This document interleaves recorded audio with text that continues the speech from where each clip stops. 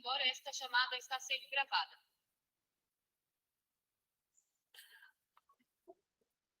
Pessoal, hoje nós vamos falar um pouquinho de periodontia e resolver trazer novamente algumas questões. Durante a aula, se alguém tiver alguma dúvida, alguma pergunta, pode ficar à vontade para perguntar, levanta a mão aí ou chama a atenção aí que nós vamos discutir, certo?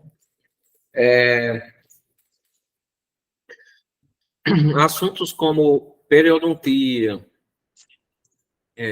algumas doenças bucais, a parte de doenças bucais, doenças gerais, anatomia gerais, são conteúdos que estão no rol do edital, porém não são, vamos dizer assim, perguntas muito corriqueiras dentro dos concursos, né?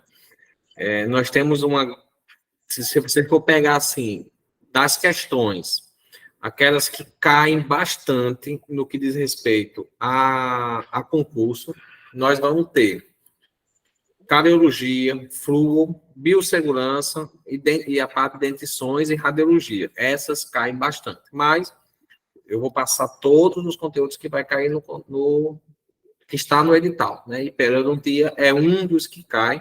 Vai ter questões de periodontia, pode cair, como pode não cair. Mas é interessante que nós consigamos estudar tudo para que a pessoa possa ter, né, uma maior segurança no dia da prova. De início, nós temos que entender o seguinte: nós vamos estudar a parte da periodontia. A parte da periodontia, ela é o estudo do periodonto, certo? Do mesmo jeito que nós temos cariologia, né? É o estudo da cárie, né?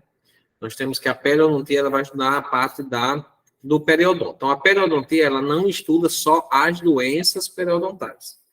Nós vamos hoje falar das duas principais doenças, né, que tem na periodontia, mas existe muitas outras doenças bucais. Nós vamos novamente falar dela na aula de doenças bucais, nós vamos falar de várias, e aí dentro dela nós vamos falar sobre, novamente, as doenças periodontais. Mas hoje nós vamos começar a discutir um pouco também da parte de periodontia, das doenças periodontais.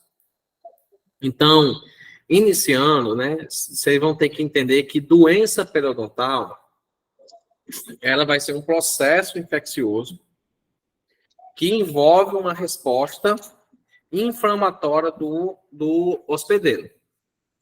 Então, como eu já tinha começado a falar na aula de sábado, a cariologia e a doença periodontal, elas são doenças que nós consideramos biofilme dependente. Então, são doenças que vai se instalar dentro de uma condição que tem que ter o biofilme. Então, são doenças que, quando ocorrem um processo infeccioso, através do biofilme, né, da maturação do biofilme, até que chegue a formação do cálculo, que chegue a formação da instalação propriamente da doença periodontal, ela leva um tempo. E ela tem uma evolução. Essa doença, ela vai ter diversas classificações e estágios. Não é a função do TSB entender todas as classificações da doença periodontal. Como assim? A classificação, ela muda muito. Existem as associações, tanto brasileira como americana, de periodontia, e ela classifica. O que é uma periodontite inicial, classe 1, 2, 3, eles dão classificações para o avanço da doença, o quanto grave ela está. O técnico bucal, ele não vai ter a obrigatoriedade de entender a classificação. É tanto que não se cobra a classificação de doença periodontal no edital. O que se cobra é que vocês tenham conhecimento da doença periodontal. O que é a doença periodontal? Então, nós temos que entender que ela é um processo infeccioso, que vai depender do biofilme, e o biofilme ele vai estar relacionado à bactéria, então é um processo infeccioso, e envolve uma resposta inflamatória do paciente, né? Vai envolver um processo inflamatório no paciente, né? Quando nós falamos de periodonto, nós vamos ter que entender. Vamos estudar periodontia, vamos estudar doença periodontal. Então, o que seria esse periodonto? Então, a primeira coisa é entender o que é o periodonto. Então, nas aulas passadas, nós falamos da parte do dente, né? Nós falamos de caliologia, da superfície do dente, e lembra que nós especificamos quais são as partes do dente. Nós temos o esmalte, nós temos a dentina e a polpa. A nível radicular, nós vamos ter, no lugar do esmalte, o cemento. Então, em local de raiz, cemento, dentina, polpa. Em área de coroa, esmalte, dentina e polpa. Isso é a composição do dente. Agora, quando nós falamos de periodonto, nós temos que entender que o periodonto, ela vai ser dividida em duas partes. O periodonto de proteção e o periodonto de sustentação. Então, o periodonto, de maneira geral, ele é essas estruturas, as estruturas, que vão estar ao redor do dente, que vão promover a sua sustentação, o seu suporte. E aí é que vem a primeira questão, de maneira geral. O dente, ele não é fixo no osso. A pessoa, tipo assim, ele naturalmente, ele não é fixo no osso. Ele é móvel, ele tem uma certa mobilidade, porque ele não está fixo no osso, ele está sustentado, ele está preso lá pelo periodonto. O periodonto segura ele, não é o osso que segura o dente, é o periodonto todo. Então, esse periodonto ele vai ser composto. Na parte de proteção, pela gengiva, vai ser o periodonto de proteção, que vai proteger essa parte periodontal. É a gengiva, essa parte gengival. E quando nós falamos de periodonto de sustentação, aí nós temos o osso alveolar, que é o osso que fica ao redor do dente, e o ligamento periodontal, que seria, aí na imagem, vocês podem ver, como se fossem esses fiozinhos que tem saindo, né, ou da gengiva por dentro, ou do osso por dentro. Então, você pode imaginar que o dente, ele está solto aqui no osso, ele está dentro do osso, não apregado a ele, mas preso por esses fiozinhos. Eu gosto muito de dizer o seguinte: você imagina que tem uma torre de rádio, e ela está presa por cabos. Se você passar perto de uma torre de rádio, você vai ver que ela é bem longa e ela é toda parafusada no chão, vários fios saindo para pinos no chão. Do mesmo jeito é o dente. Ele é todo preso ao osso através desses fios que é chamado ligamento periodontal. Então, nós temos ligamento periodontal com o osso alveolar, fazendo a sustentação do dente, e nós temos a gengiva fazendo a proteção dessa região. E a doença periodontal, ela vai atingir exatamente essa região. Então, se o periodonto, ele atinge a gengiva, ela está atingindo o periodonto de proteção. E aí, como ela só está na gengiva, aí nós chamamos essa doença de gengivite. Porque essa periodontite está a nível de gengiva. Essa doença periodontal ainda está só a nível de gengiva. Então, seria a gengivite. Quando ela chega nesse estágio aqui, onde está começando a perder osso, a gente só faz um raio-x e tem menos osso de um lado do que do outro, ou ambos perderam, não tem tanta mais altura, o osso já diminuiu.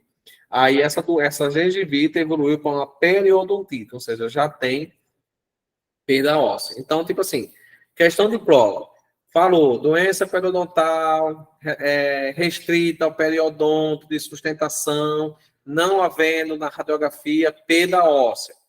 Falou que não tem perda óssea, ou seja, não está tendo perda óssea, o osso não se absorveu, não perdeu nada de osso, nós estamos ainda em gengivite.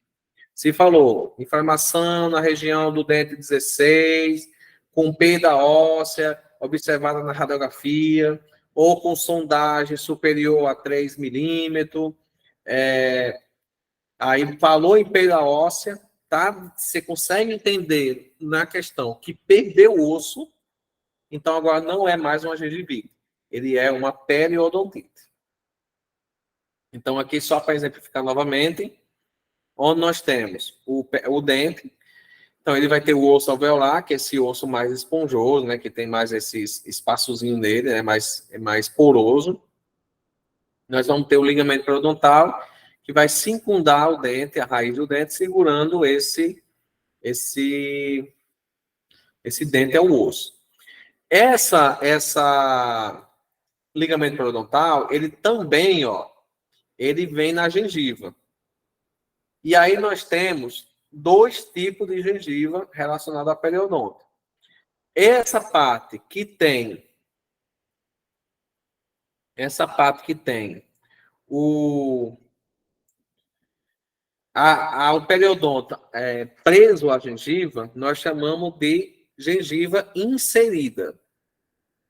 E a que não tem ligamento periodontal prendendo ela está mais solta, nós chamamos de gengiva livre. Visualmente, quando vocês vão atender um paciente, vocês conseguem observar isso. Se vocês forem fazer uma limpeza, vocês vão conseguir ver. Essa gengiva inserida, que ela está presa pelo ligamento periodontal, ela é uma gengiva, quando você olha para ela, ela tem um aspecto de casca de laranja. Ela é cheia de pontinhos, todo pontilhada.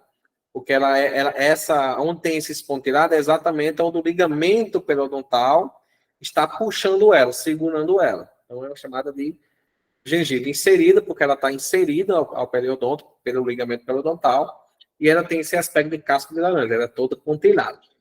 A gengiva livre, ela é exatamente lisa, ela não tem esse pontilhado, ela é livre. Quando nós estamos trabalhando com saúde, se eu pegar essa sondazinha aqui, e essa sonda aqui, ela recebe o nome de sonda periodontal, a mais comum é a sonda milimetrada da OMS, ela tem essa pontinha aqui, arredondadazinha, ela é chamada sonda da OMS, sonda periodontal da OMS. Existe a chamada sonda periodontal da Carolina do Norte, que é a que está sendo mais utilizada ultimamente para trabalhar com periodontite. Porque essa do OMS, ela é feita mais para estudos, quando você vai fazer pesquisa, e aí você passa ela é mais arredondadinha para testar sangramento. Mas sondagem mesmo, periodontista especialista, geralmente ele usa a da Carolina do Norte. Ela não tem essa bolinha na ponta, e aqui ela tem essas medidas aqui bem grosseiras. Aqui é 3 milímetros, aqui é 5 milímetros, e vai subindo, né? Geralmente aqui é 3, aqui vai para 5, depois eu acho que aqui vai 8, e assim sucessivamente. A da Carolina do Norte, ela é toda divididazinha.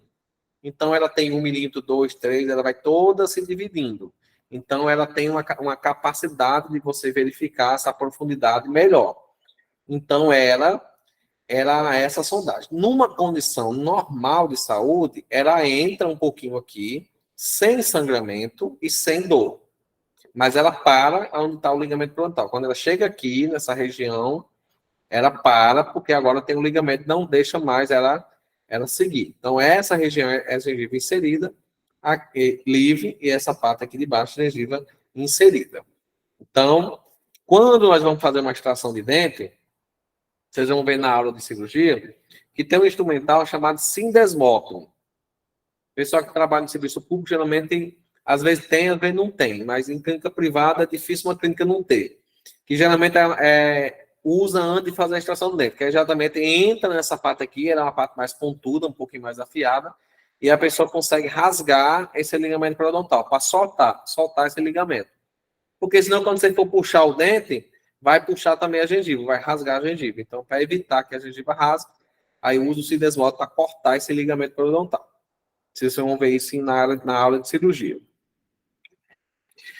Então, a doença periodontal é hoje uma das principais causas de perdas de dente em adultos. Então, se perguntar, em adulto, qual é a principal doença que leva à perda de dente? É a doença periodontal.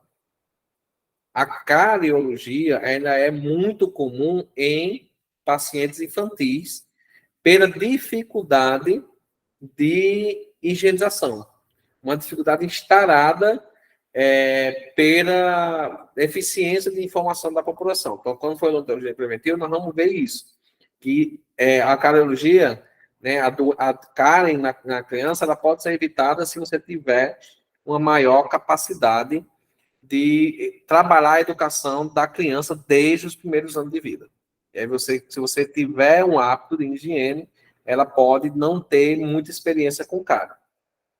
Já no adulto, quando associa baixa higiene com problemas sistêmicos, nós podemos ter avanços muito grandes da doença periodontal e perda de dente.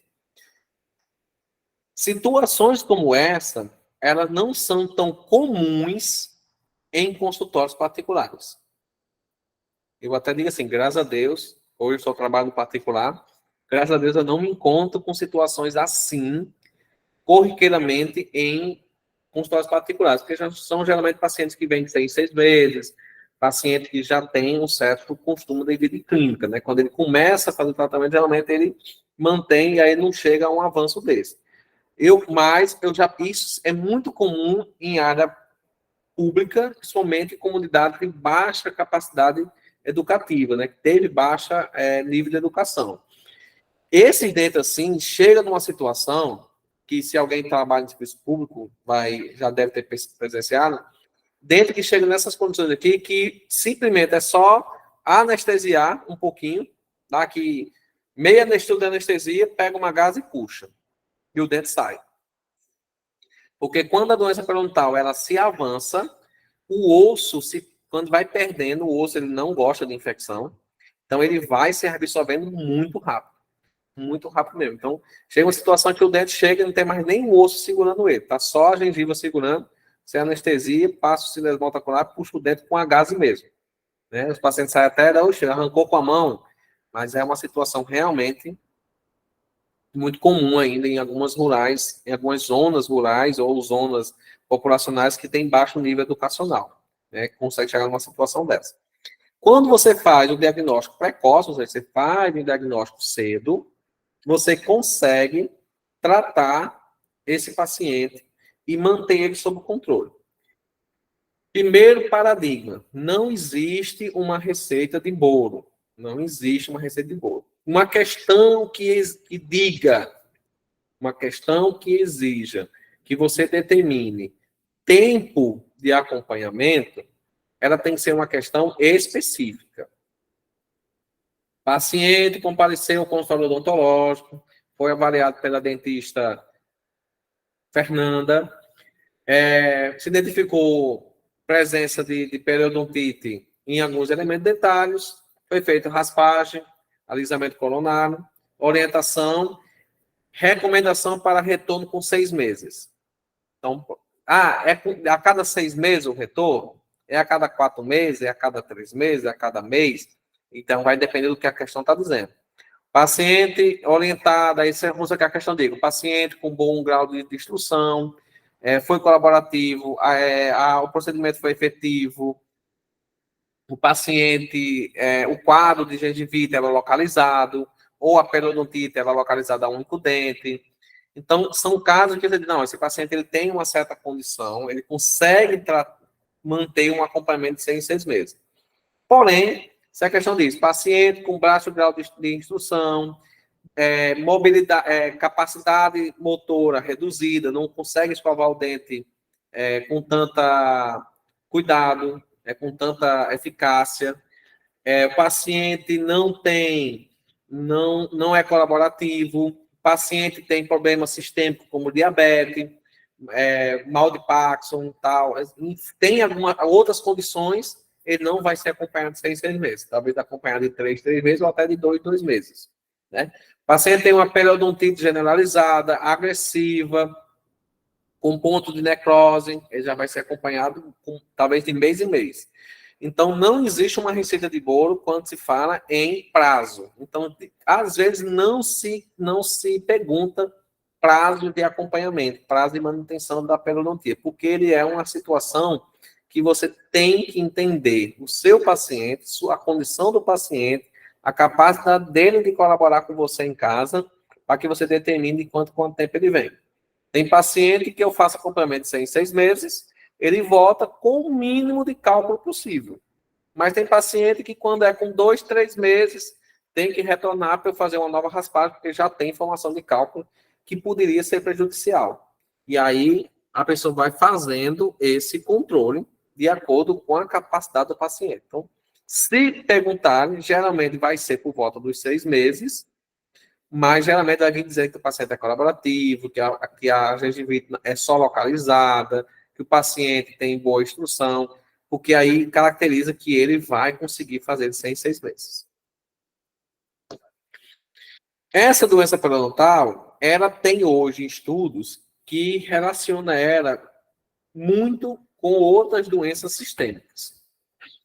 Então, já existem estudos que relacionam, por exemplo, doença periodontal com mal de Alzheimer, doença periodontal com Parkinson, mas a mais comum, que hoje já tem realmente muitos estudos, muitas comprovações, é a doença periodontal com a diabetes. Então, às vezes, você tem um paciente que está há muito tempo tentando controlar a diabetes e não consegue controlar a diabetes.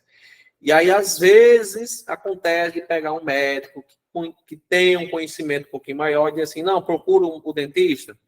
E, às vezes, aquele paciente ele tem uma doença periodontal tão generalizada, tão avançada, que a inflamação está tão grande da gengiva que, apesar de ele tomar remédio para controlar a diabetes, ele não consegue controlar. Por quê? Porque a inflamação ela prejudica o controle da diabetes. Então, se você tem muita inflamação no seu corpo, você não tem um quadro, você não consegue controlar a sua diabetes. E o contrário do mesmo jeito. Se você tem uma diabetes alta, muito alta, você geralmente não consegue controlar a inflamação gengival. Você tem a inflamação gengival mais avançada. Então, quem tem doença periodontal muito generalizada e tem diabetes, geralmente faz acompanhamento muito próximo do outro para manter a gengiva com o mínimo de inflamação possível para que a diabetes possa ser controlada e também faz um acompanhamento de diabetes para que essa diabetes não exagere e não prejudique o periodonto. A periodontite com a diabetes é muito já comprovado. Existem alguns outros estudos que mostram, por exemplo, já foi verificado, por exemplo, em estudos que observou, por exemplo, bactérias do periodonto, presente no periodonto, que estavam presentes no coração, paciente com problema de válvula, estava com problema nas válvulas cardíacas, e quando se fazia biópsia, se encontrava bactéria lá no coração, bactérias que eram da cavidade da boca, né, que adentado na corrente sanguínea foi parar no coração. E existe também estudos que mostram que uma gestante que tem uma doença periodontal, uma gengivite muito exagerada, ela pode ter um nascimento, né, da criança de maneira prematura. Isso hoje é uma quebra de paradigma, porque até então, até muito tempo, há pouco tempo atrás, ainda existe hoje alguns colegas dentistas que têm esse pensamento que durante a gestação não se pode fazer nada. Durante a gestação, você tem que tratar a paciente para que ela tenha mínimo de dor, mínimo de inflamação e mínimo de infecção. Então, por exemplo, se a paciente ela tem uma doença periodontal estarada, eu não vou esperar ela ter a criança prematuramente, ter complicações na gravidez, para eu fazer um tratamento periodontal. Vou fazer raspagem, controle com enxalgante, mas eu vou ter que entrar com algum tipo de controle dessa periodontite, porque vai ser prejudicial para ela. Mesmo que com outras coisas. Já peguei gestante com 4, 5 semanas de gravidez, com dor de dente todo quebrado, eu tive que extrair. Aí digo assim, mas não pode. Pode. É muito mais prejudicial para ela ficar com aquele dente doendo, inflamado, 8, quase 9 meses, né, de gestação, do que tirar. Claro, que a anestesia, se precisar fazer uma raspagem, precisar fazer uma anestesia, a anestesia vai ser diferente, os cuidados vão ser diferentes, a medicação vai ser diferente, mas nós temos que tratar, porque existe a comprovação que pode levar ao nascimento de crianças prematuras. Como eu falei, é um biofilme dependente, então ela depende da formação do biofilme. essa parte mais pastosa, que você pode observar aqui, você vê que tem uma região aqui mais pegajosa, né? Isso daqui é a formação do biofilme dentário. Então, quando esse biofilme ele vai se maturando, as bactérias, os tipos de bactérias vão evoluindo, vai saindo daquela tipo de bactéria aeróbica, que são bactérias que convivem bem com o oxigênio, então tem ar na nossa boca, então ela consegue conviver com o oxigênio, mas quando ela vai entrando para a gengiva, o oxigênio não chega mais lá. Então ela vai evoluindo de um tipo de bactéria aeróbica, que são bactérias que geralmente convivem com o oxigênio, e passa a evoluir para uma bactéria anaeróbica, bactéria que não tem a necessidade de estar no local com oxigênio. Então, ela tem outros tipos de respiração celular. Então, ela não vai depender do oxigênio. Então, quanto mais profundo, mais anaeróbica ela vai ficando, mais resistente a sobreviver sem a presença do oxigênio.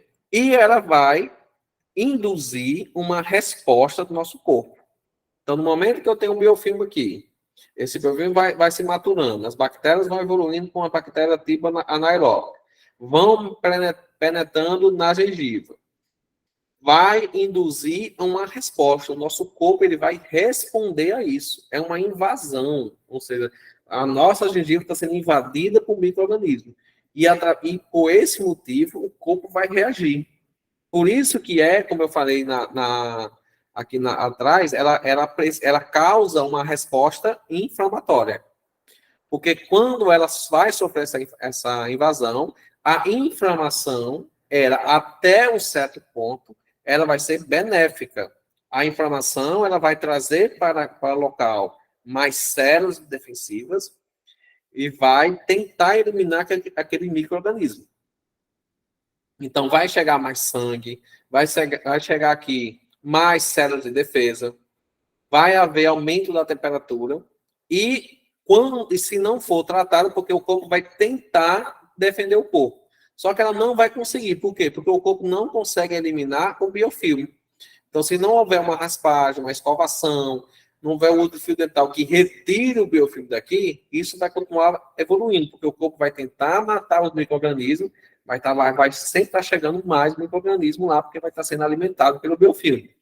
Vai chegar um ponto que ele não vai conseguir mais barrar essa proteção e ele vai começar a chegar perto do osso. Quando chega perto do osso, o osso ele vai sofrer pelas chamadas... Tem dois tipos de células do osso, que são os osteoclastos e os osteoclastos.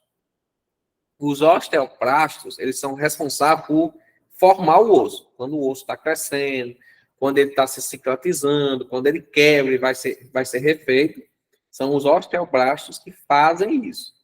Quando nós temos uma agressão, um aperto, algum dano, alguma inflamação ou infecção, os osteoclastos vão lá e retiram, desmancham o osso para que aquele osso não sofra aquela ação, não sofra aquela pancada, não sofra aquela agressão ou aquela infecção. Então, quando nós temos essa invasão chegando a nível ósseo, esses osteoclastos, eles vão causar essa reabsorção óssea e começar a haver a perda óssea. E aí vai perdendo o osso, a gengiva ela fica na altura do osso, então quando se vai perdendo esse osso, essa gengiva também vai evoluindo, o biofilme vai avançando e cada vez vai tendo mais inflamação da gengiva, mais inflamação no osso, mais reabsorção, mais perda de osso, e assim até acarretar uma perda do dente.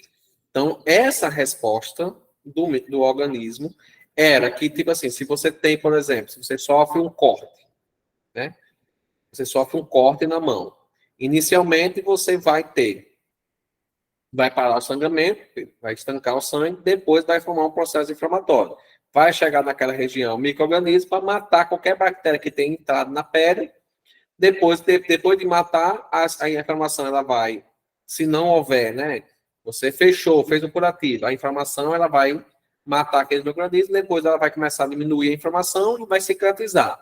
Nesse caso, não tem como o organismo parar a infecção, porque o micro-organismo não consegue, as células não vão sair da gengiva e limpar o dente.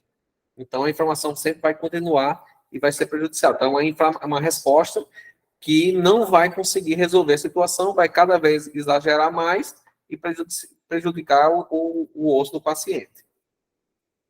Dentro da doença periodontal, nós vamos encontrar em alguns pacientes a formação do cálculo dentário. E aí, assim, para concurso, foi o que eu coloquei no grupo hoje, pessoal. O que nós fazemos no dia a dia é, às vezes, muito diferente do que nós fazemos numa prova que está no livro. Então, geralmente, quando o paciente chega aqui, o paciente tem um grau de instrução menor aqui na clínica, que eu estou conversando com ele, geralmente eu falo, ó, tem aqui um pouquinho de cálculo dentário, né? O que o pessoal chamava de tártaro. Para que as pessoas entendam, porque cálculo dentário, a pessoa vai se associar a cálculo renal. Vai ter cálculo, cálculo não é no rim. Então, assim, ainda tem muita gente que conhece o cálculo dentário como tártaro. Então, a pessoa tem que ter, na prova, a pessoa não vai chamar, vai estar como cálculo dentário. Então, o cálculo dentário, ele vai ser formado por sais de cálcio e fosfato, que ele vai se aderir ao biofilme e vai ficar essa parte mais sólida. Então, aqui tem a formação do biofilme. Quando você não tem a escovação, não tem a remoção adequada, isso vai aumentando, o cálcio e o fosfato vai chegando aqui, vai formando e vai endurecendo. Então, forma essas pedrinhas aqui. E daqui, hoje a pessoa tanto vai fazer a remoção com as coletas e hoje em dia no consultório nós temos os ultrassons. Né? Tem situações que a pessoa pega e daqui está tudo coberto, a pessoa não consegue nem ver os dentes. Aí, assim, às vezes a pessoa é até satisfatório, porque ela vai passando o ultrassom, vai quebrando os pedaços e vai aparecendo o dente embaixo, vai devolvendo os dentes para o paciente. E ela precisa da remoção de profissional. Então, quando chega na formação do cálculo, aí não tem mais possibilidade do paciente remover só. A menos que o paciente seja um aluno, né, de curso técnico, né, ou um aluno de graduação de odontologia, pega uma cureta, vai para frente do espelho e começa ele mesmo a raspar. Mas quando chega na situação que, com escova e fio dental, não tem mais como retirar. Ele já está sólido. Então, nessa situação aqui, nós temos que fazer a remoção com o ultrassom ou com as curetas periodontais. Esse cálculo, ele pode ser supragengival, quando ele está acima da gengiva, ó. Todo esse aqui que eu estou vendo acima da gengiva, ele é chamado supragengival. O que está abaixo da gengiva, que eu não consigo ver porque está abaixo, geralmente eu só vou conseguir ver se eu fizer um raio-x, né? Aí ele vai estar mostrando lá no raio-x ele abaixo da gengiva, é chamado subgengival. A maioria dos pacientes, se ele faz o controle regular, a maioria do cálculo ele é supragengival, está acima da gengiva. Coincidentemente, associando com a aula de cavidade oral, aonde é que vai ter mais cálculo dentário? Em qualquer paciente vai formar, por mais eficiente que seja a escovação, por mais bem escovado que ele faça, por mais bem fio dental que ele faça, mas sempre vai ter uma formação pouca, aonde nos incisivos inferiores, geralmente pode ser até de pré a pré, de canino a canino, mas nesses dentes anteriores, principalmente, perto da parte da língua, embaixo da língua. Por que nos incisivos inferiores? Porque nessa região da língua tem a saída das glândulas salivares. Então, como o fosfato de cálcio, ele vem na saliva, então essa região aqui é a primeira região que recebe a saliva rica em cálcio. E aí, às vezes, forma muito aí. A segunda região que forma muito cálculo é na região dos primeiros, primeiro e segundo molar superior, que é onde sai o ducto da glândula salivar parótida. Né? Nós vimos que a glândula salivar, aqui nós temos as parótidas, que fica aqui na região da mucosa jugal, e ela sai, sua glândula salivar, seu ducto, né? Ela solta a saliva nessa região do primeiro e segundo molar. Então, às vezes, lá tem um pouquinho de cálculo, e também nessa região dos incisivos, né? Podendo ir até primeiro pré, mais ou menos, canino, primeiro pré. Às vezes chega, mas você vai ver que a maior quantidade vai estar nos incisivos, que é onde tem a primeira entrada de cálcio. Esses são os mais comuns. Eu, de 6 meses eu faço, eu tenho um pouquinho. Todo mundo vai ter um pouco, vai passar o ultrassom por aí e terá um pouquinho. Agora, quando você chega no paciente, o paciente ele tem cálculo na oclusal, que é onde está mastigando. Tem cálculo nos dentes, na parte da frente dos dentes, nos incisivos centrais superiores. Esse paciente ele tem uma capacidade de escovação muito baixa. Aí é um paciente que você vai ter que sentar e conversar com ele sobre higiene oral. Porque para você formar na região vestibular dos dentes, que a saliva ela vem para cá depois, ela pega primeiro aqui. Depois para os incisivos, a face vestibular dos incisivos, ou nas oclusais, que é onde está pegando a mastigação, ou seja, você conseguir ter cálculo em cima do dente, onde você está mastigando todo dia, significa que a higiene do paciente ela é muito precária. Eu já peguei paciente que ele tinha o dente praticamente tava de um lado para o outro, passando por cima, todo coberto por cálculo. Era um paciente que tinha uma condição de higiene, tipo assim, e ele confessou que fazia uns 5, 6 anos que não ia no dentista. Eu passei, eu acho que quase 1 hora raspando, porque era muito cálculo. Eu até digo assim, eu meço muito o quanto tem de deficiência pela quantidade de água que eu uso. Então, uma garrafinha dessas, nesse paciente eu sequei umas 3 garrafinhas de água da cadeira, raspando com ultrassom, porque era muito cálculo. Coisas que podem influenciar na formação da doença periodontal. Má oclusão. Então, se eu tenho uma mordida toda bagunçada, dentes ampliados, né? Aonde, por exemplo, o carro vai passar a escova aqui. A escova ela não vai conseguir entrar nessas reentrâncias dos dentes com apiamentos, né? Os famosos dentes intramerados. Então, vai ter dificuldade para eu manter a higienização nessas áreas que a escova não vai chegar bem. Então, aqui eu vou ter mais possibilidade de formação de biofilme, cálculo e doença periodontal. Existem algumas medicações, aí eu não vou entrar nessa parte, porque aí é uma parte mais específica para a odontologia, que são medicações que podem ocasionar isso daqui, ó, inflamação da gengiva.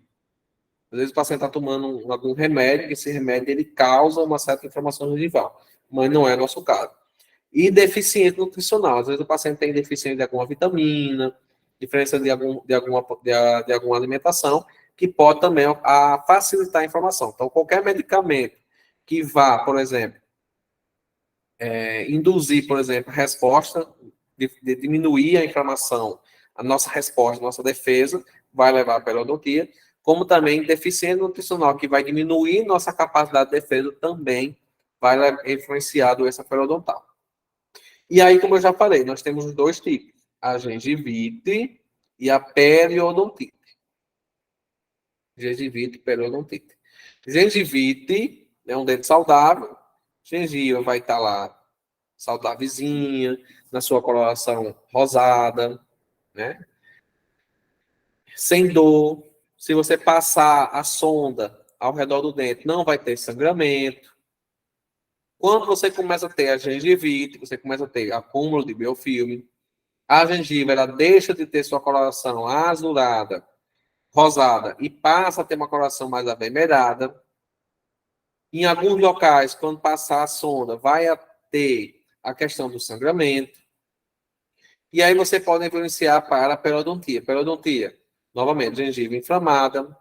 Quando você sonda, já vai ter uma profundidade maior, a sonda vai entrar mais, vai ter mais sangramento, e caracterizadamente, se você fizer um raio-x, você vai ter a chamada perda óssea. Você vai ver que o osso, ele não está mais na altura que deveria estar. Você às vezes compara com o dedo vizinho, você vê que há uma perda óssea bem exagerada lá. Quando você tem uma periodontite avançada, você já vai ter em todas as características anteriores, mas você já vai ter uma profundidade bem maior, exposição das raízes, sensibilidade, dor, né? sangramento espontâneo, então vai ter bem mais, vai estar bem mais avançado. Dentro dessa área, e aí nós vamos ver, todo dentista, ele vai lá e faz raspagem e alisamento corono-radicular, faz profilaxia, que são as formas de você controlar a doença periodontal, fazendo raspagem e fazendo a profilaxia, para diminuir o biofilme.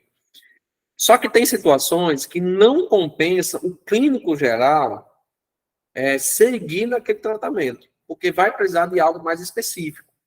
O paciente ele tem cálculo tão profundo que você não consegue raspar com ultrassom e não consegue raspar com a coleta.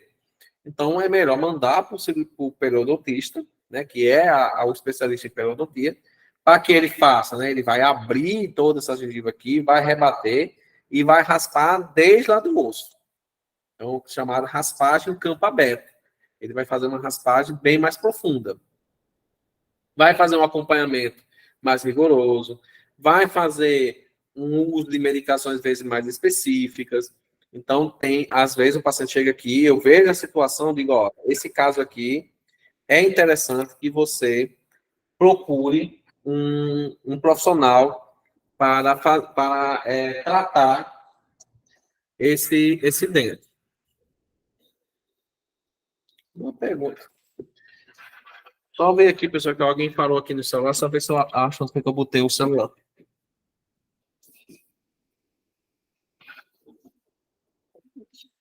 Então, às vezes eu mando. Às vezes eu estou numa situação que eu prefiro mandar esse paciente para um especialista em periodontia, para que ele possa fazer um acompanhamento mais adequado desse paciente, que ele possa fazer um tratamento mais profundo. Então, dentro do TSB, o interessante é que nós tenhamos esse conhecimento, que é gengivite, que é periodontite, que ambas dependem do biofilme, que ambas precisa fazer o diagnóstico precoce, precisa fazer o acompanhamento que vai, inicialmente, se preconizar raspagem e a profilaxia, né, o polimento coronário, que vai ter que depender das orientações, o de biofilme, o uso de uma escova adequada. Então, é necessário que a TSB conheça isso e conheça os instrumentais que vai ser utilizado nisso. E que também vai ter a questão da realização de procedimento. Então, dentro da prerrogativa do TSB, há a possibilidade dela fazer o chamado polimento coronário, né, que fazer as limpezas, né? Nós chamamos propriamente na clínica de fazer a limpeza. É interessante que nós tenhamos, né, quando for fazer a consulta, né, a história médica do paciente, os fatores associados, se o paciente tem apertamento, tem restaurações antigas, se o paciente tem apiamento de dente, né, que é os dentes tromerados, se ele tem maloclusão, se ele usa prótese, se ele tem ponte, se ele tem implante, tudo isso tem que saber. Hoje em dia, o implante ele também sofre muito com a doença periodontal, que é chamada periimplantite. Né? Mesma coisa que acontece com o dente, pode acontecer com o implante e acarretar a perda do dente, né? O dente ter essa perda, né, do implante, né? Se perdeu o implante. Um ponto importante que pode cair em prova é a sondagem periodontal. Numa condição normal, quando você faz a inserção da sonda, né? Essa sondazinha aqui, ó. Essa sonda, você vai ter uma profundidade de sondagem aqui. Lembra que eu falei a você que nós temos a gengiva livre, que ela não está presa pelo ligamento periodontal, ela não tem a característica de casca de laranja, então ela é livre. Então, se você entrar com a sonda aqui, ela entra por volta de 3 milímetros. Se haver perda de inserção, ou seja, se essa doença periodontal ela já está chegando a uma situação que está tendo perda desse ligamento periodontal, ela vai começar a entrar mais 4 milímetros e pouco, 5 milímetros, 6, vai aprofundando. Quanto mais de osso e de ligamento periodontal ela perdeu, mais ela vai aprofundar. Mais ela vai se aprofundar nesse caminho. É interessante que esses 3 milímetros também é a possibilidade que nós temos também de escovação. Então, quando você vai escovar, A escova, se ela for cerdas macias, cerdas finas, com pontas arredondadas e macias, ela entra aqui nesses 3 milímetros e consegue limpar. Se a escova for dura, com pontas grossas e pontudas, ela vai entrar e vai machucar, e vai causar inflamação, vai ser pior. Por isso que se recomenda que seja com as cerdas com pontas arredondadas, finas, macias, para que possa haver a limpeza desses 3 milímetros. Porque se você fizer uma restauração muito perto aqui, ela tem que ter essa capacidade de limpar essa região. Então, nós fazemos aqui, ó, sondagem. Então, na sonda, você vai vir as divisórias, dependendo da sonda, e ela vai ter essa medida. Se tiver 3 milímetros e pouco, né? Ela vai estar dentro do que nós chamamos de saúde periodontal. Ela vai estar na condição de saúde. Passou disso, ela tem uma formação de bolsa, já tem perda de inserção, está tendo perda de inserção, perda do ligamento periodontal e perda da capacidade do osso. E aí forma as bolsas. Então, quais são os sinais da doença periodontais? Mudança na cor da gengiva, importante ter na cabeça. Vai mudar a cor. Então, ela vai sair daquela cor mais rosada e vai partir para uma característica mais avermelhada. Ela vai ter uma questão de inflamação, então ela vai ficar mais inchada. Às vezes, aquela característica de casca de laranja se perde um pouco, porque ela fica inchada, ela fica muito inchada, ela acaba escondendo esse aspecto de casca de laranja. Quando se faz uma sondagem, né, se usa a sonda, às vezes nós vamos ter sangramento gengival, só em passar, nós vamos ter um sangramento naquela região. Vai ter o exudato, muitas vezes vai ter uma condição onde você vai ver materiais saindo da gengiva, né? Material saindo da gengiva, e desenvolvimento de bolsas, que são exatamente essas profundidades, quando você sonda, a sondagem entrando muito profundamente na região, são chamadas bolsas. Quando tem bolsa, aí é uma situação bem que geralmente eu mando para o periodontista, porque precisa de um tratamento mais profundo, porque as bactérias lá dentro elas são bem mais resistentes. A terapia, ela envolve você remover o cálculo, fazer o alisamento, remover o biofilme, remover qualquer tipo de estrutura que tenha. Pode acontecer de o paciente ter uma restauração muito mal feita, com batente, sobre contorno, áspera, e isso esteja ajudando a juntar biofilme. Então, às vezes, tem que fazer um polimento, fazer um acabamento para ajudar. Então, tem que ver tudo isso. Mas o importante é deixar essa superfície sem biofilme, sem cálculo, com as superfícies lisas, né? E, quando necessário, fazer tratamento das bolsas, com medicamento, ou até mesmo encaminhar para o especialista. Então, primeiro ponto, as sondas. E aí nós vamos ter, de tipo de sonda, 2 principais, que são as sondas retas, que é para medir bolsas, né? Localizar e medir bolsas, elas são retas. Então, tem essa, que é a principal, que é a chamada sonda da OMS.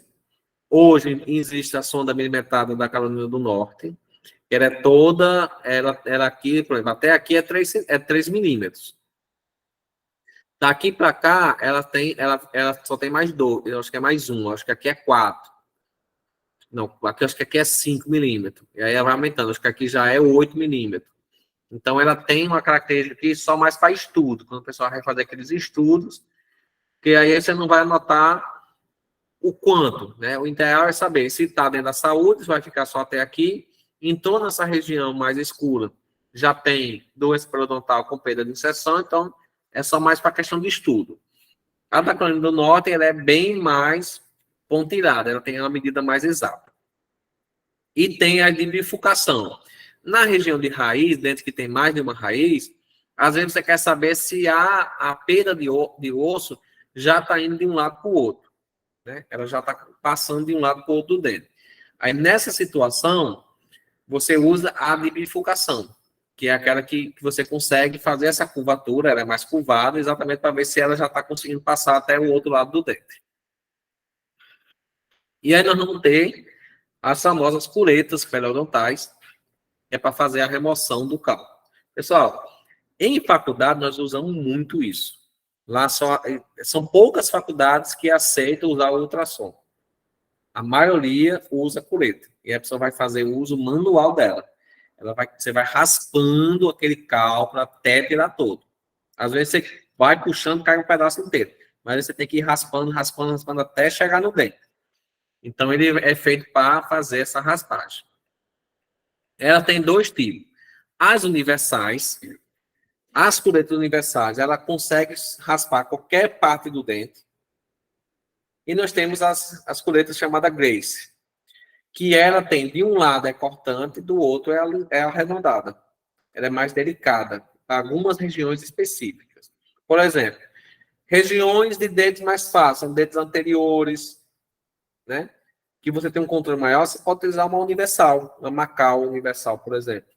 Mas para dentes posteriores, você não consegue ter uma visão muito boa, você vai raspar, por exemplo, a distal de um dente.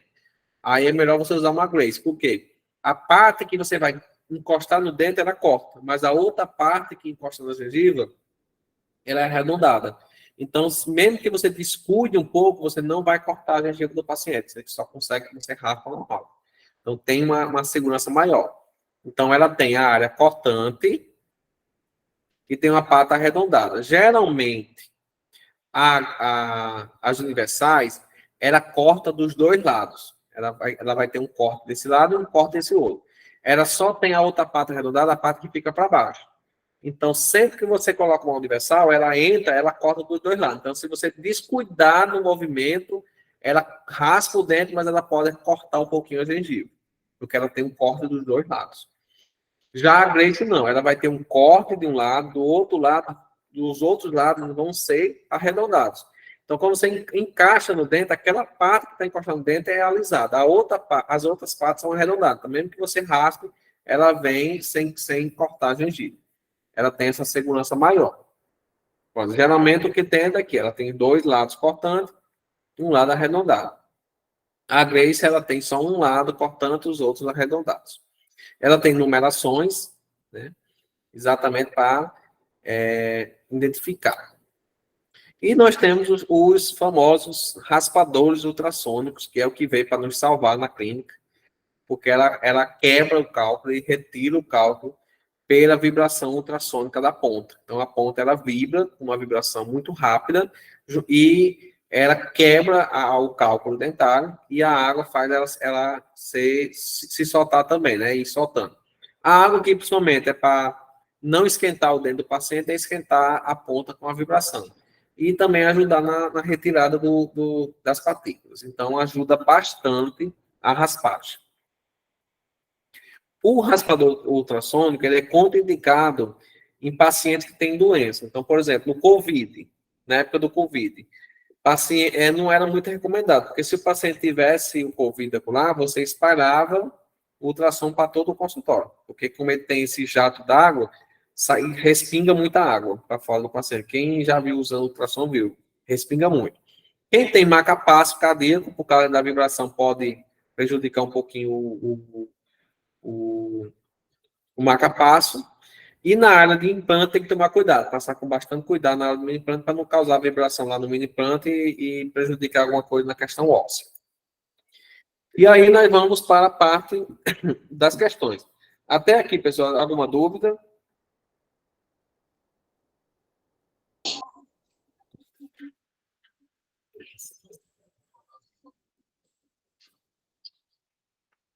Alguma pergunta, pessoal?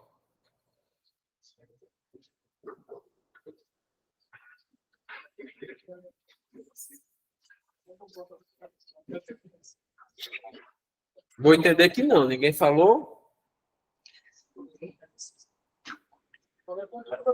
Professor, Sim. no caso eu até notei aqui, tipos de doença, esse assunto é um pouco chatinho, né? Ele é um pouco complicadinho de entender. É porque é bem parecido uma coisa com a outra, por exemplo, gengivite. A gente tem que saber diferenciar o que é gengivite e o que é periodontite. Mas é como eu falei, gengivite, quando se fala em gengivite, não vai estar em lugar nenhum dizendo que tem perda óssea. Quando falar a questão que tem perda de osso, aí é periodontite. Perdeu o osso é periodontite. Diz assim, perda de inserção ou perda de osso é periodontite. Gengivite não tem perda de inserção e não tem perda de osso. Porque é só uma informação, a gengiva está inflamada. Então, assim, questões você vai ver. Falou em perda de osso, você já vai procurar periodontite. Não falou perda de osso, está dizendo que a gengiva está inflamada, ele não disse que não tem perda de osso, ainda não houve perda de inserção, aí você vai procurar a gengivite. A diferença é essa. Certo.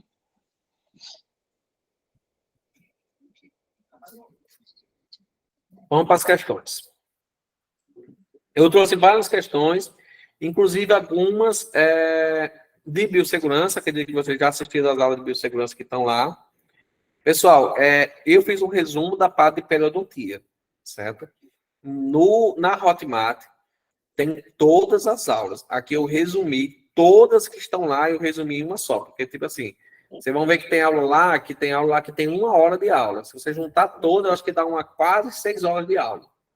Né? Aí lá tem as aulas completas de tudo, de doença periodontal, periodontia, raspagem, polimento coronário, eu acho que deve ter umas 4, 5 aulas lá. Né? São bem extensas. Então é bom, sempre lá tem os conteúdos mais conteúdo, né? Aqui é sempre a revisão trazendo o que é mais importante. E aí também eu estou começando a trazer algumas questões de outros assuntos para nós começar a discutir. Algumas questões que eu acho interessantes da banca e DECAN. Por exemplo, essa primeira aqui, ó.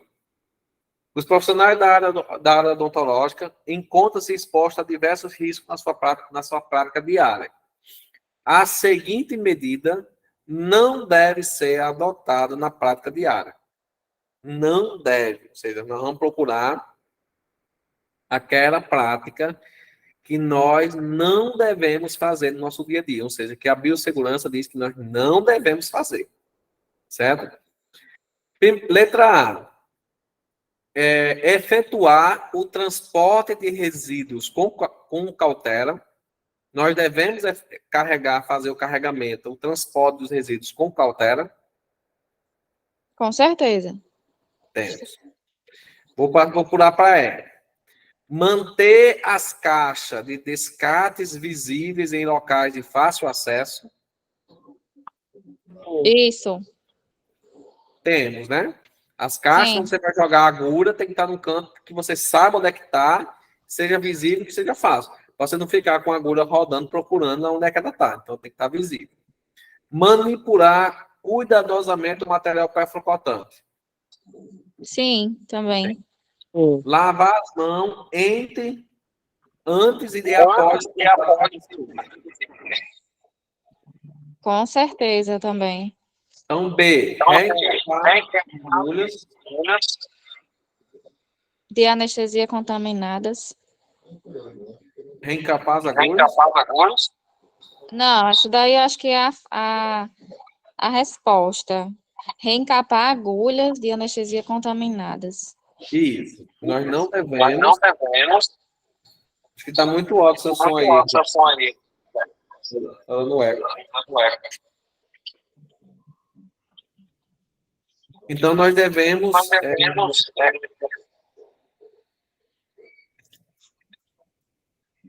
Reencapar agulhas de anestesia contaminadas. Só um minuto. Você tem como deixar um pouquinho o seu volume aí, Regi? Ou botar um fone de ouvido, porque fica dando eco. Eu tenho que desligar aqui seu microfone. Não fica dando eco.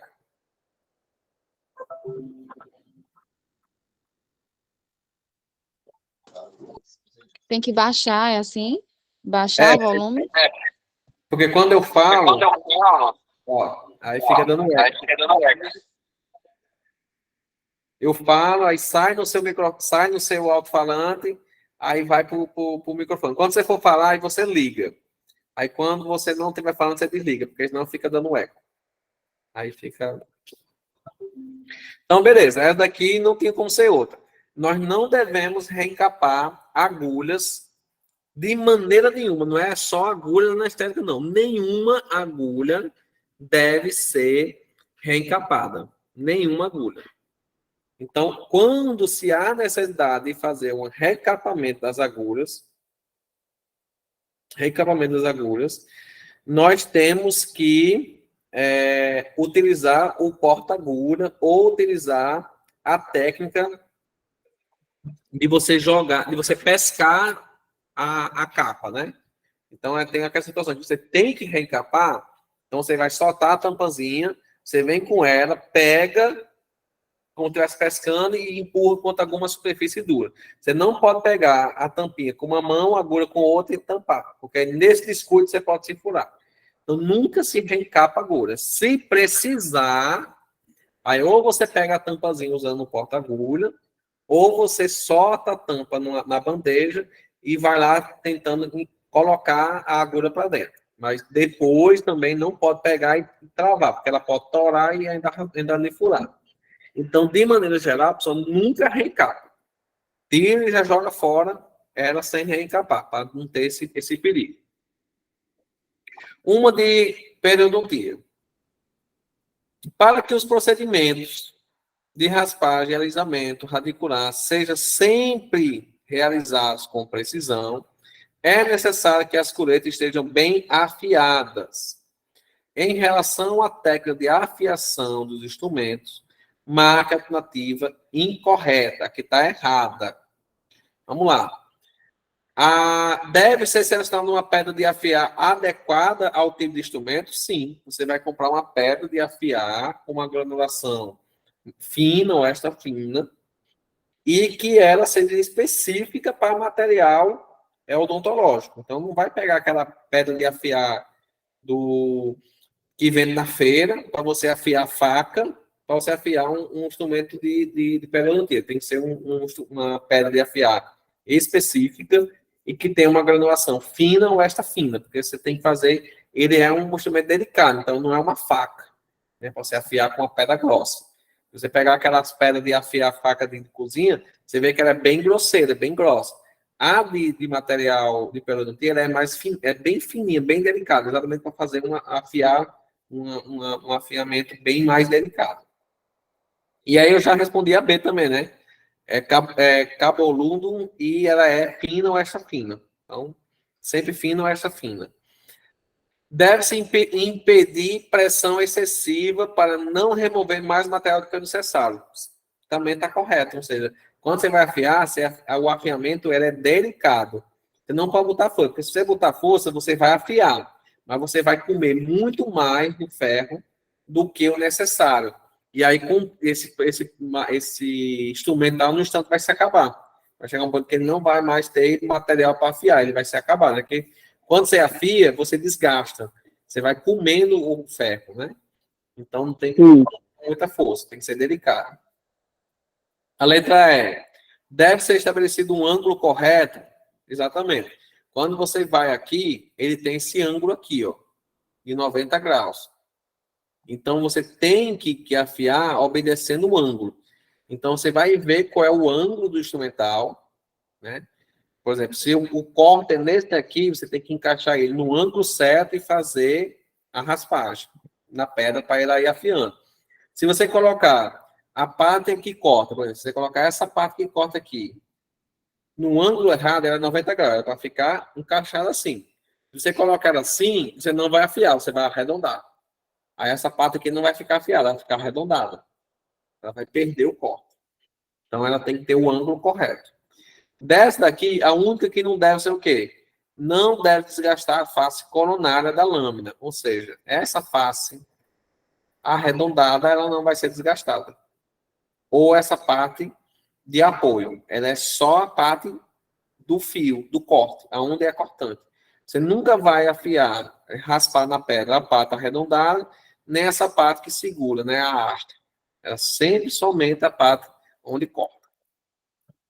Então, a resposta que está errada aqui é a letra D. Todas essas questões aqui, pessoal, são da banca IDECAM, certo? Outra questão que eu falei hoje, ó. As bactérias Aí tem a EDECAN sempre gosta de botar essas coisas para você completar. As bactérias, tal, crescem na ausência de oxigênio e são destruídas pelo oxigênio. Então, eu falei que lá no biofilme nós temos as bactérias aeróbicas, que elas gostam de oxigênio. E quando elas vão entrando para dentro da gengiva, elas vão ficando mais anaeróbicas. Por quê? Porque não tem oxigênio. Então, bactérias anaeróbicas, elas não gostam de oxigênio. E as bactérias aeróbicas gostam de oxigênio. Certo? Bactérias gram-positivas e gram-negativas, ela tem muito relacionada à parte de fazer coloração, dependendo da cor, quando você faz os estudos. E depois vai ter uma aula de doenças bucais, que eu também vou falar um pouquinho de bactéria, e aí eu vou falar sobre gram-positivas e gram-negativas. Mas aqui, quando fala oxigênio, para de oxigênio, nós vamos ter as anaeróbicas, as que não crescem sem oxigênio. E as aeróbicas, elas precisam do oxigênio. Então, precisa de oxigênio, aeróbicas. Não precisa, anaeróbicas. Quais são as bactérias mais comuns na bolsa periodontal? Está dentro da bolsa periodontal, ou seja, se aprofundou na gengiva, anaeróbicas. As que estão mais presentes no biofilme, aeróbicas. Então, por isso que eu disse, tem a mudança do tipo de bactéria. Quanto mais profundo, mais anaeróbica elas ficam. Outra questão que eu falei agora há pouco, ó. As margens das restaurações devem ser colocadas supragengivalmente para facilitar a higienização por parte do paciente. Se você botar uma gengiva muito profunda, o paciente não vai conseguir limpar ela. Então, ela vai ter o quê? Uma cárie secundária. Se você tem uma restauração muito profunda na gengiva, o paciente não consegue limpar ela, não consegue escovar bem, vai formar uma nova cárie, perto daquela restauração, consequentemente uma cárie secundária. Quando há uma fratura ou uma cárie que se estenda subgengivalmente, ou seja, para baixo da gengiva, é necessário a avaliação do espaço biológico. O espaço biológico entende-se a distância que vai da margem à crista óssea. Qual deve ser essa distância? Falei agora há pouco, 3 milímetros. Então, a restauração ela tem que manter seguir essa restrição dos 3 milímetros. Então, quando a restauração é muito profunda, ela vai entrar muito dentro da gengiva. Aí existe um procedimento dentro da periodontia que se chama aumento de coroa.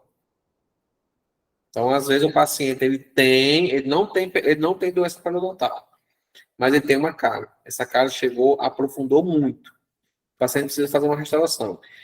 Obrigatoriamente, ela tem que ficar supragengivalmente, ela tem que obedecer essa distância de 3 milímetros.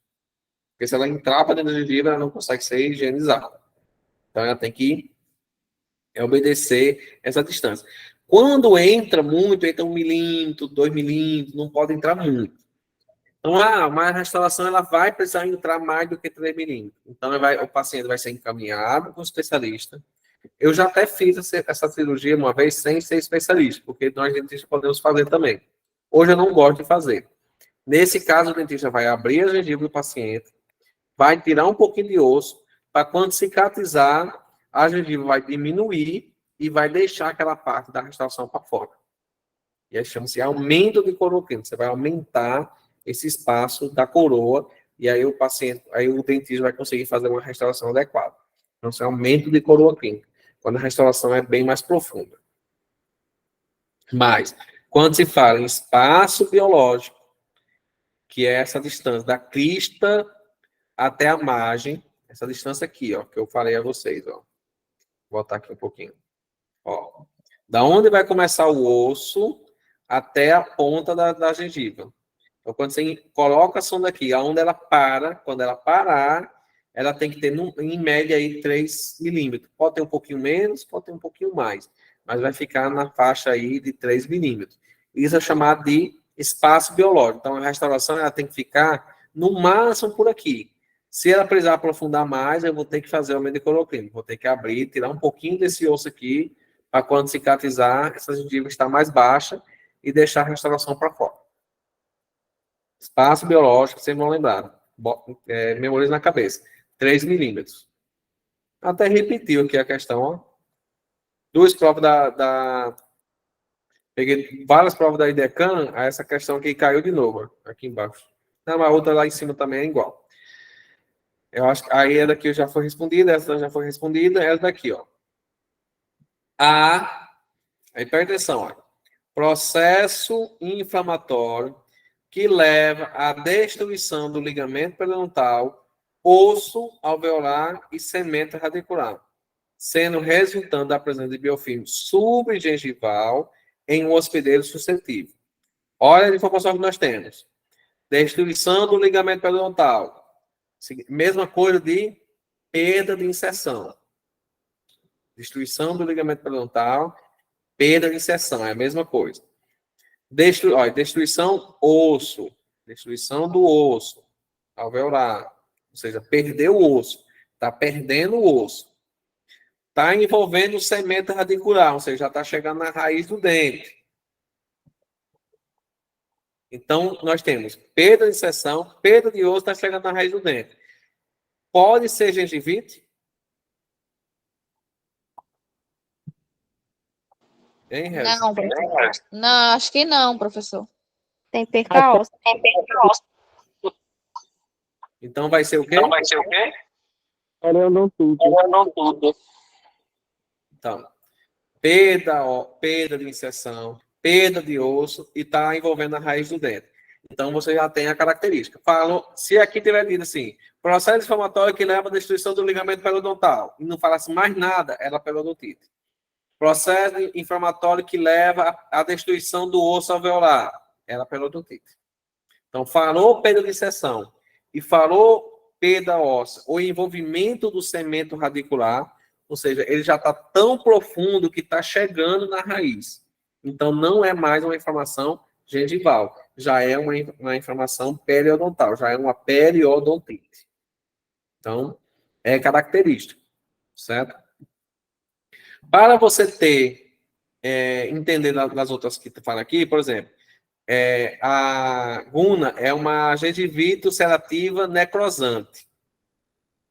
O que é uma gengivite ulcerativa necrosante? É quando você tem uma inflamação, mas ainda não perdeu o ligamento, não perdeu o osso. Mas essa inflamação ela está tão forte na gengiva do paciente que está causando uma necrose.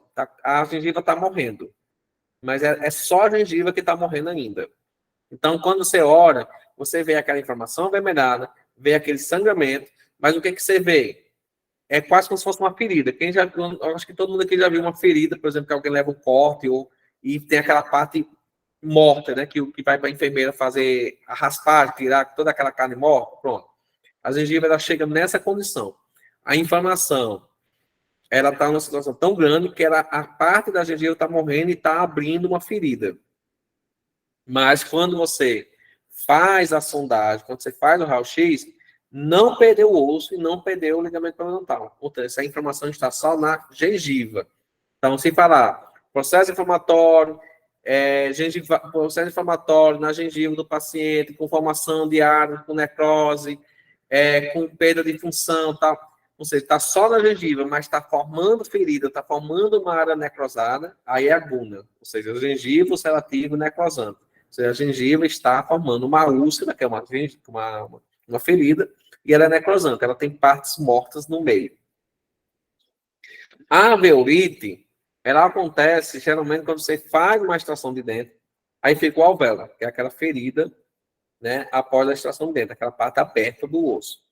Se o paciente ele não segue as orientações de higiene, paciente fumante, que bebe, né, paciente não toma a medicação correta, paciente não faz a limpeza correta, aí o que acontece? Vai acontecer uma alveolite, ou seja, vai acontecer uma inflamação naquele alvéolo, muitas vezes dificultando a cicatrização. Às vezes o paciente volta, acaba tendo que anestesiar, limpa tudo, para poder...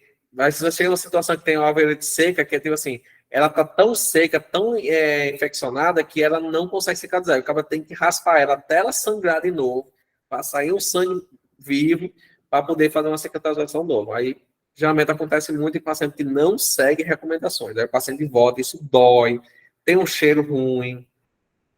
Aí o cara tem que tratar. Às vezes trata com medicamento, trata com raspagem. Tem que raspar o osso todinho com a coleta, tirar toda a sujeira lá de dentro, para que suturar novamente para que possa cicatrizar. E a gengivite associada somente à placa é a gengivite normal, né? Está associada à placa, a biofilme. Gengivite, estomatite hepática é quando geralmente está associada a algumas doenças sistêmicas, né? Uma hepatite, né? Alguma coisa assim, que aí ela tem uma gengivite espontânea. Existe a gengivite também transitória, geralmente comum em gestante. Então, às vezes, pode acontecer assim, processo inflamatório em região de periodonto, em pacientes gestantes, aí geralmente pode ser uma gengivite associada à gestação. Às vezes, a gengiva do paciente, por causa da gestante, por causa dos hormônios, né? Durante a gravidez, a mãe, ela está lá envolta numa carga muito grande de hormônio, então ela pode ter essa questão da gengivite também associada à gestação. Questão da aula passada, ó. Cárie dentária é uma doença que acontece em grande parte das crianças no país. Não é um fator de risco das lesões de cárie, ou seja, é uma coisa que não é um risco. Se o paciente tiver isso, se o paciente fizer isso ou tiver isso, não é risco, ou seja, ele não vai ter cárie por causa disso. Se a higiene é precária, quer dizer, é uma higiene fraca, não escova bem. Vai ser um risco para a cárie dentária? Vai. Então, não, está correto, não é um risco. É um risco, né? Ter uma higiene precária é um risco. História de cárie dentária. Se esse paciente já tem história, já teve outras cáries dentárias, ela também tem um risco maior. Baixo consumo de sacarose. Quem consome pouca sacarose? Sacarose é açúcar. Quem consome pouco açúcar tem risco de cárie? Não, o risco é menor. Então, não é um risco. Presente em manchas brancas. Quem tem muita mancha branca pode ter cárie. Então, dessa daqui, a única que não leva a aumentar a chance da pessoa ter uma cárie é você consumir pouco açúcar. Se você tem pouco açúcar, você vai ter menos cárie. Então, a resposta correta aí, letra C. Ele pergunta qual é o principal fator causador da cárie dentária. É o biofilme bacteriano, onde são encontradas várias bactérias. Assinar a bactéria listada a seguir, associada ao início da lesão da cárie. A que está lá, que é mais patogênica, em maior quantidade, que eu falei na aula passada, letra D. Streptococcus mutans. Vai ser a mais prevalente, a mais comum dentro da cárie dentária. Sobre o procedimento que pode ser realizado com aparelho de ultrassom, utilizado no consultório odontológico, é correto afirmar que, nós falamos agora há pouco, qual delas é que pode ser utilizado com ultrassom, que substitui as coletas, raspagem, supra, é a que vai substituir as coletas. Então, eu posso fazer raspagem supragengival utilizando ultrassom. Aqui no meu consultório, eu tenho as coletas, com casos específicos, se precisar, tal, mas a maioria das raspagens supragengival eu faço só com ultrassom. Facilita muito o nosso trabalho. E outra também que da aula passada que eu falei, é o tecido mais duro do corpo humano. Não tem vaso sanguíneo, nem nervos, reveste a coroa anatômica do dente. Então, o que é que está a parte mais resistente do dente? Que está revestido o dente. Qual é? Se ele fala, se é o mais resistente, é o esmalte. Esmalte dentário. Pessoal, obrigado pelo tempo, eu fiz esse resumo. E alguma dúvida com relação a essas questões? Você viu que são poucas questões de periodontia, não é um assunto que cai muito, mas vocês têm que saber essa questão dos 3 milímetros. Você tem que saber, por exemplo, o que é uma gengivite com uma periodontite, sobre a questão da perda óssea, se não tem perda óssea. sem perda de gengivite, com perda óssea de gengivite. Isso é muito importante, né? Você entender que, por exemplo, ela pode ser por medicamento, ela pode ser pelo biofilme, né? É interessante você saber que ela pode ter relação com questões sistêmicas, como diabetes, gestação, que é o nascimento da criança prematura, problemas cardíacos, problemas de Alzheimer, problemas de mal de Parkinson, são associados a doenças periodontais avançadas. Isso é muito importante que vocês saibam. Eu trouxe várias questões, porque assim, a partir de agora eu vou trazer questões assim variadas, questão de biossegurança, questão de cardiologia, questão de periodontia. Aí, à medida que vai ter nas aulas, eu vou abordando as outras conteúdos. Por exemplo, tem muita questão de radiologia, mas eu vou esperar fazer a aula de radiologia para poder trazer questões de radiologia. Pessoal aí que não falou ainda, eu sei que Regia falou, eu acho que Dália falou, Simone não falou nada, nem Fabrício também falou nada.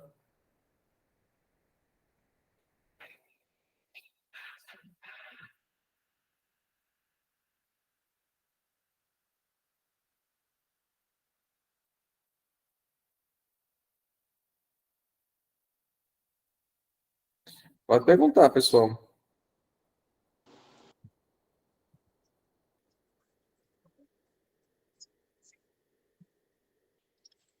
Professor, já esqueci. Sobre o periodonto de sustentação. Ficaria ligado aqui, que eu já esqueci.